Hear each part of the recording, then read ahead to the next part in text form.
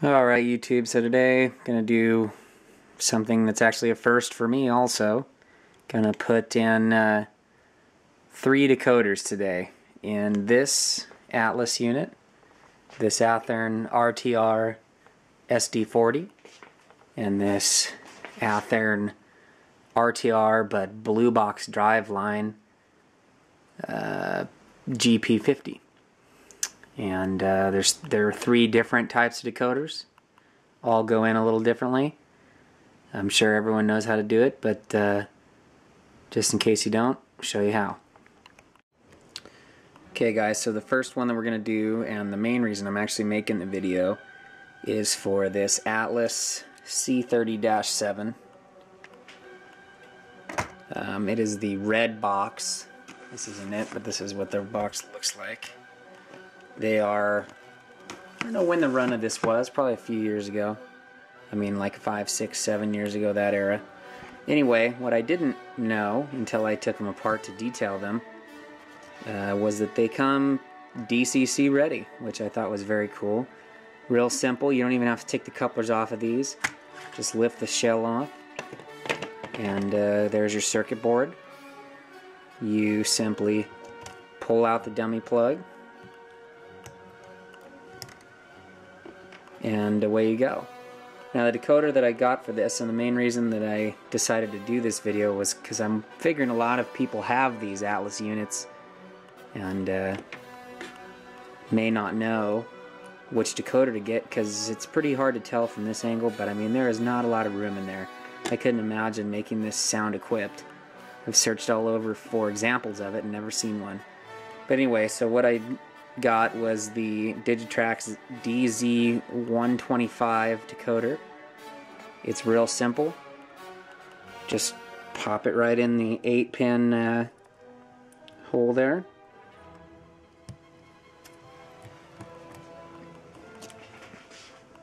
And go over to my controller. Pop it on the layout. Forward, reverse, and there you go. Now this thing is so small that you can pretty much just leave it as it is, and yeah, so there you go. For anybody thinking about which decoder to use there, I think this decoder was like 18 bucks on Caboose Hobbies. Best deal on best prices on the internet, by the way. So next we'll do the SD40. Okay, so these Athearn ready-to-roll units are probably the easiest locomotives to install decoders on. Actually, that Atlas is pretty easy, but I mean this is the most common one. So we're going to be using a DH123, very basic Digitrax controller. Decoder. Pretty much plug and play. I think it's 15, 16 bucks. So what you do for the ready to roll models, take off the couplers, which I already have. Slide the shell off. Don't forget that your headlights and taillights are connected. You'll see this little dummy plug here. Pull it out nice and easy. Slide on your Digitrax decoder. Make sure it goes all the way on, like so.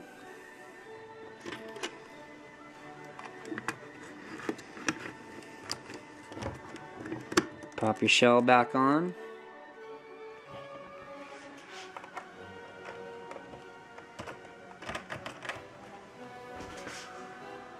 Light works.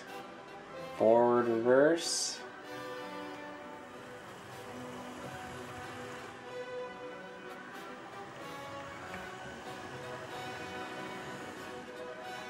Bada bing, bada boom. So this install is one that I've never attempted to do before, so you're going to be doing it, learning right along with me. It is an Athearn ready-to-roll GP50, but it has the same mechanism as the blue box models have for years. Real easy to take the shell off. In fact, it isn't with this one. I managed to break the clips. Squeeze in the middle there where the clips are, lift the shell off. It's going to expose the frame and motor.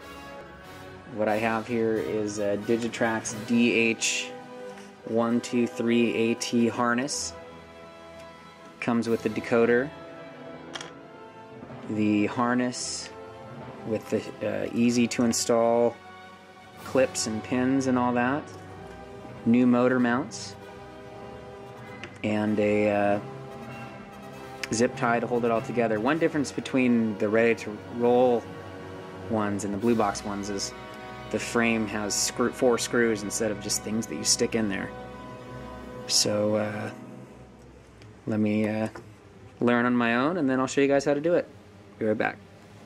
Okay, so I'm going to start taking this apart. First thing we're going to do is take off this piece here, which takes power from the trucks and puts it to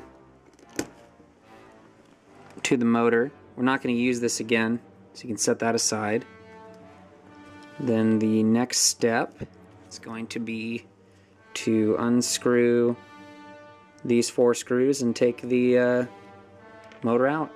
Okay, so I've unscrewed the motor, and now it's just a matter of pulling out the little drive axles there, pulling it out, and now we can start. Oh, one thing that we do need to do is cover this piece right here with electrical tape so that the motor won't ground itself. And we'll do that and be right back. Okay, so what we need to do now is take off these clips that connect to the engine. So we will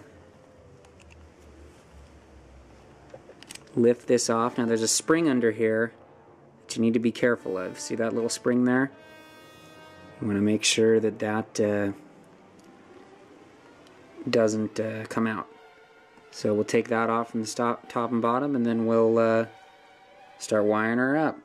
Now, one thing that's cool about this is they supply you with new motor mounts, but you don't need them, or at least not for this locomotive, because they're the same exact thing, and they already have screws. So save that for an older unit. Be right back. Okay, so we're all ready to go here. First one we'll do is the top motor mount. Here's another reason you want to make sure you keep all your pieces. This fits inside of here and is held down by that spring. So that's important. So what I'm doing is I'm holding it with this one. So we're going to use the orange wire and reconnect that.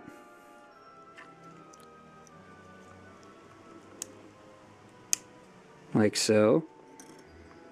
Then we are going to use the gray wire. Okay, so I connected the bottom one.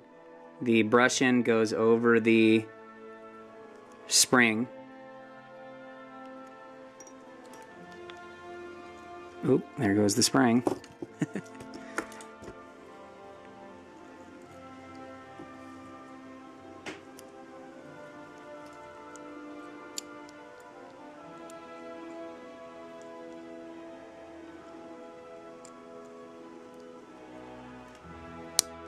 So there you go, now you got your motor mounts there. So we will drop the motor back in and be right back. Okay, so I'm back. I had to do an impromptu solder job. The ground wire came out of its thing. So first thing we do is you take this black wire here, connect it to the front in front of the headlight there, just like that. Take the white wire, put it over the headlight if you'd like. You can cinch that down if you'd like later. Then the red wires go to your truck, so one there.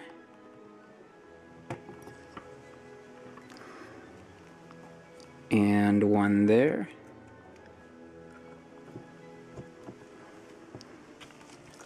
So as you can see, there we are. It is 5 wires, 6 locations. Now the rest of these here are for other things that aren't necessary for this locomotive. So we will put it on the track.